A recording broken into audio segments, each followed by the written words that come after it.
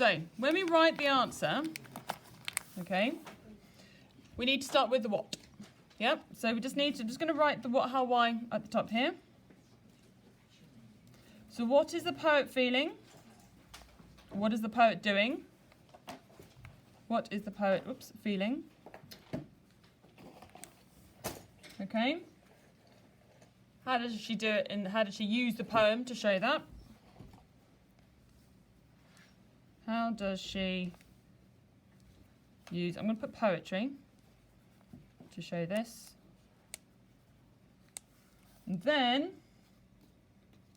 why does this work? Why is this important?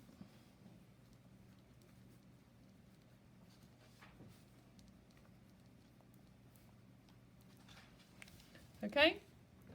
So you're not really meant to read that, but those are roughly the kind of questions that we're looking at. What is the text doing? How is it doing it? And why is it doing it in that particular way? So trying to come up with intention, trying to really get inside the writer's head. It's difficult with Shakespeare because he's incredibly dead, but trying to get into the head to justify some of their choices and try and work out what was happening at the time. Now with a comparison, we need to put in some comparing words. Okay, so I've got some comparing phrases that I'm going to be giving to you. And these are the sorts of things, here we go. Okay. So just as Bart does this, so too does Alvy when she does this. In the sense of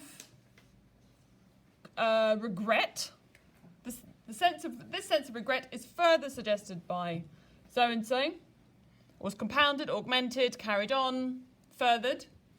When considering confusion, one is struck by Sujata Bhart's use of the extended metaphor, for example. Okay? Similar to the way in which Moniza Alvey talks about how incomplete she feels, Sujata Bhart also does this with blah-de-blah-de-blah. Okay?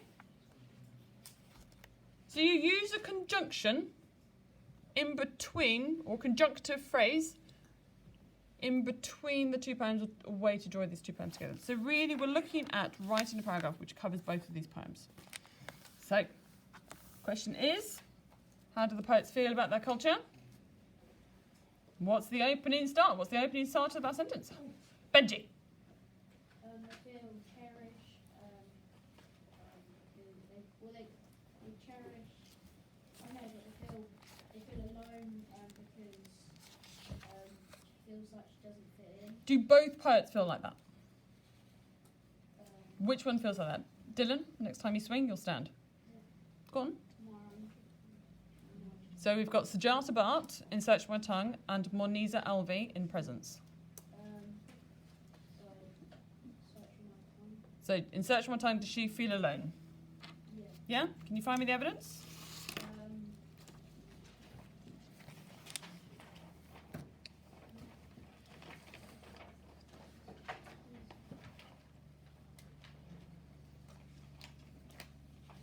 I think line 6 is probably a good one.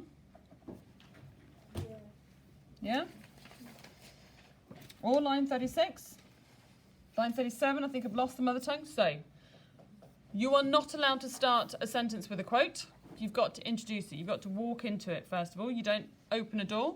You've got to walk to the door before you open it. Okay? So, Jasper, next time you swing, you stand. Okay, so, in Search for My Tongue, I'm just going to write search. Okay? Bart. Who's Bart? Who's Bart? Nathan? The writer, yeah. Okay. Feels.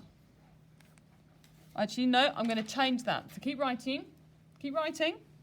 Because I'm thinking as I'm writing. Sometimes feels.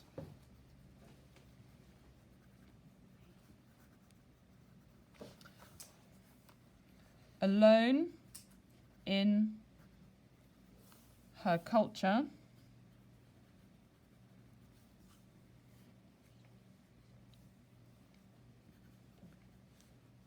because, let's see if we can put a quote in, because she thinks she's forgotten her mother tongue. Do you like that? Okay. Now I've taken that directly from the poem. Okay. Because she thinks she has. Now the quote I'm taking is this: forgotten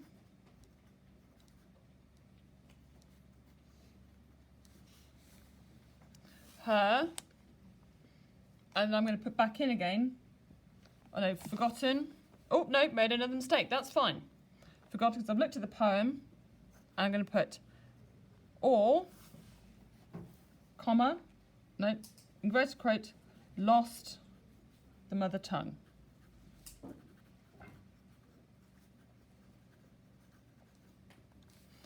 Okay, so what I've done is I've started it and then, oh, actually, no, that doesn't quite feel quite right. So I'm going to give myself a little bit more of an evaluation rather than just saying she feels this, because actually she sometimes feels lost. Sometimes, not all the time, sometimes, okay? Alone in her culture because she thinks she has forgotten.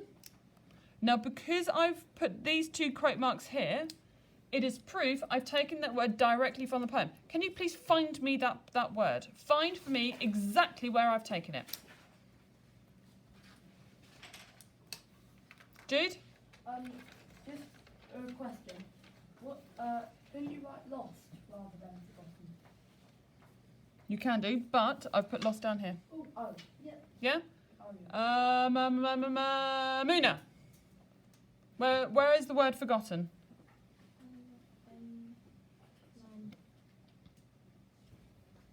The second line down. So if you have a look at your numbers on the side, it's line 36. Remy, where have I put lost the mother tongue? Where's that come from? Line underneath. Good, line 37, okay? But because I've put it in these quote marks, I'm telling you straight away, I've taken that straight from the poem. I'm not making this stuff up. I'm not kind of vaguely referring to it. I've got the poem right here and I'm using it. Wave it like a flag, okay? There is absolutely, not literally, there's absolutely no point in vaguely talking about the poem, vaguely referring to the language, if you've actually got it right in front of you. I find it very, very irritating. Fifth form do this, and to an extent sixth form, which is even more irritating, is that they have the material in front of them and they talk about it as if they only saw it last week. And that's where it is, or that it's in the bottom of their bag, which is probably where some of your work is. Okay? Now, do we have a what? Yes. Do we, though, have a little bit of a how?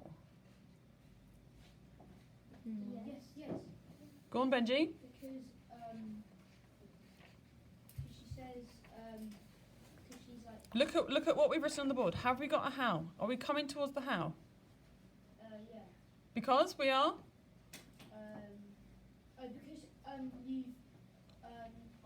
Because you said you've explained why. I've not explained anything. Oh no, but you said that. What have I done? Yeah. What have I got here? I've got it there and I've got it there. Quote. Yes. Yeah. Really simple. It's a really simple answer. Yeah? But you got there. So we still need to kind of work on, we still need to look at why these two pieces of evidence are important. Okay? Why is it important that she finishes this at the end of her poem? Because she does. At the end of her poem, she still talks about the fact that she's forgotten it and that she's lost it. Okay? Why is this important to her? Louise? Is it that she wants to show people that she still hasn't completely forgotten it? Yeah, and she still struggles, and this is a constantly moving process with her. Yeah. It is important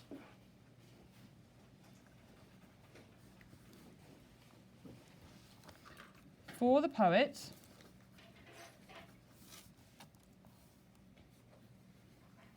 to tell the reader at the end of the poem, and you'll get a tick because you're talking about order in the poem, okay? It is important for the poet to tell the reader at the end of the poem that she still feels alone. So we're bringing it back to this part here, going back to our main point. So we're linking, creating our own little circle within our writing. However, she knows that she will always find it again.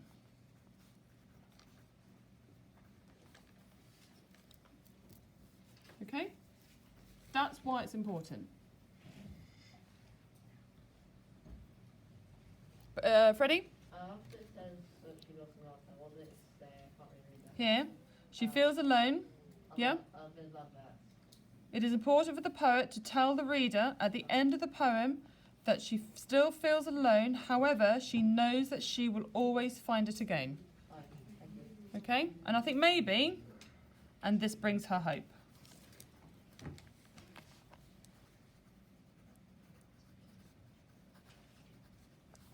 Now, we've ended on the idea of hope. Is there any hope or positive feelings in presence? Jude? Might never give up. Does she never give up? We're not making it up. We've already kind of planned this already, so we need to go back to what we originally said. Saeed? Hope as in hoping she'll get a nice present. Let's have a look and see what we'd said. Because we're trying to find a link. So we said, oh look, she also feels alone. Whoops, where's it gone? There you are, she also feels alone. Okay? So I think that is a brilliant connection that we can make. Now let's have a look at our connecting words. What could be our connecting words? So look behind you. Can you see where? In the middle, so above Nathan's head. Nathan, be the glamorous assistant, please. That's rubbish. Point in between the two boards. There you go. So my glamorous assistant, Nathan, is pointing to some comparative words. Okay? If you now then swivel and have a look at the board, down here we've got some of these connectives, these conjunctions that we can use. Which one do you fancy to use when we bring in presents? Jasper, I was going to ask a question. go on. What does the word 3 before the end say? Brings. Tessa, what do you think? Consequently. Consequently. Yeah, let's go with consequently. So, consequently, comma, identity,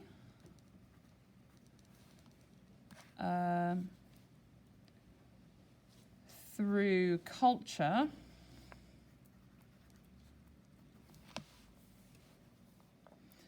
is fragile and can make someone feel alone. Moniza Alvi also, which I've not spelled, shows us how she felt alone, not with language,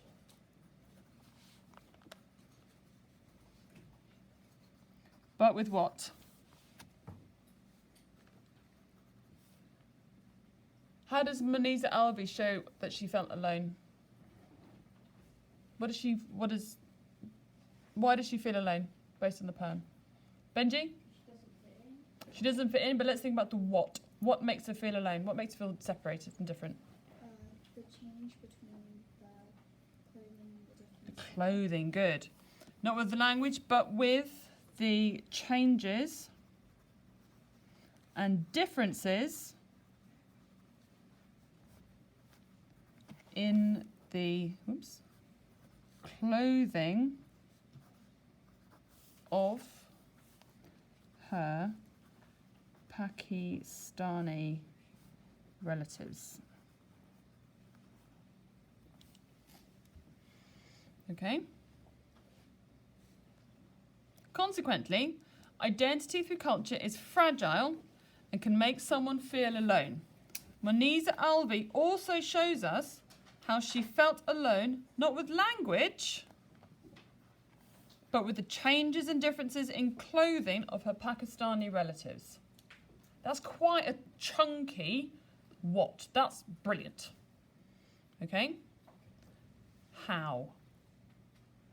How does she do that in her poem? Wait, this is just Don't worry, Anna, this won't make a huge amount of sense to you.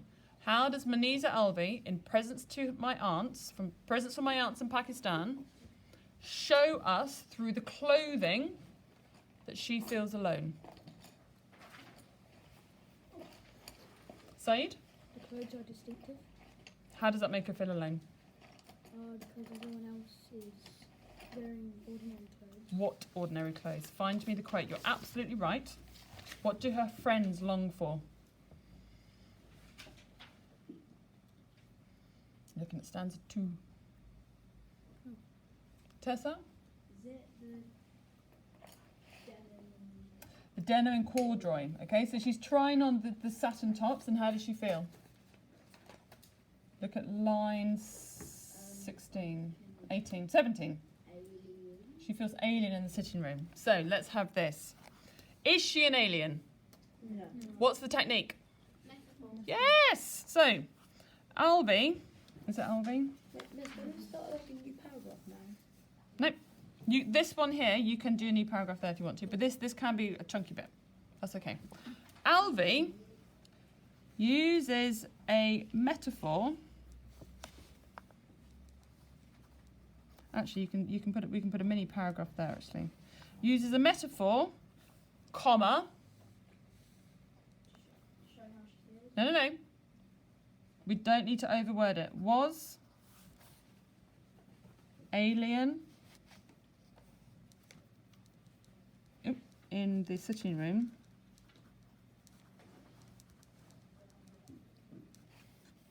Okay. Because, how does she feel? How does describing herself as an alien show us how she feels? And don't tell me she feels. Nathan?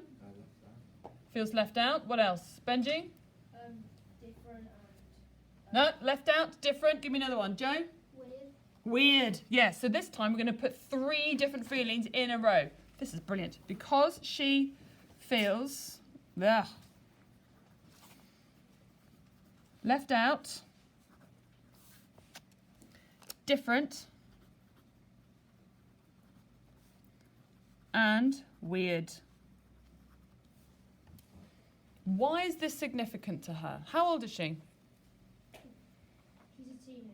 Good. Why is it important for a teenager of a different nationality? Why is it important that she feels really awful like this? Why is it important to not feel different, not feel left out, not feel weird? Louise? Because some people will say with like the teenagers kind of make your older years. Okay. So being a teenager is really important. So you're all teenagers, yeah? No, I'm not. Nearly. I'm still I'm a 12. teenager. I know some of you are still 12, you behave like it. Yeah. Just because you're a teenager, Benji, doesn't mean that you're mature. So, of the age, oh savage, of the age, okay, we've got 3 minutes. So, being a teenager, and if you're not there yet, you will be, okay? Being a teenager, your identity is incredibly important. Is she, and how does she feel about denim and corduroy? What's the word, Georgie? She longs. She has this desperate need to fit in, which means does she want to let go of her culture because she doesn't fit in? Is she really quite confused then? Because she knows this stuff is beautiful and stunning and it's amazing, but she wants normal, boring, brown clothing because that's what all of you normal, boring, brown clothing wearing children wear. So the food that you eat at lunchtime is appalling. So, for a teenager, being able to fit in is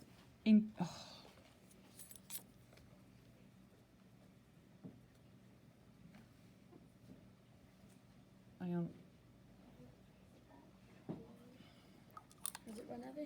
No, it's just got a bubble in it.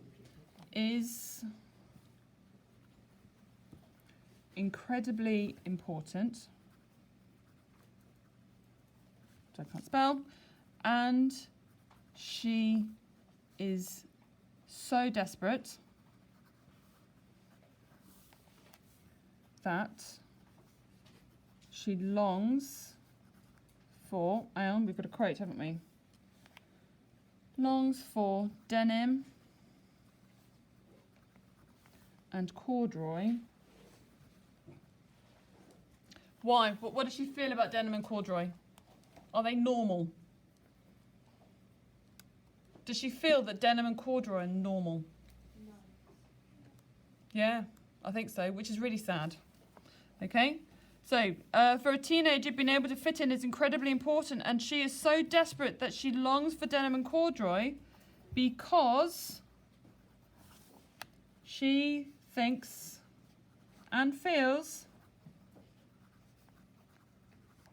that these clothes are normal. Are her clothes from Pakistan therefore abnormal? Or are they too different? What do you think? Muna? Too different. Colon? The clothes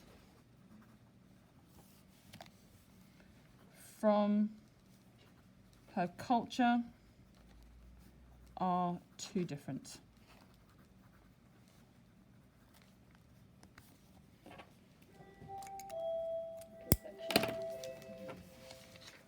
Look at that. Chunky paragraph. Theo?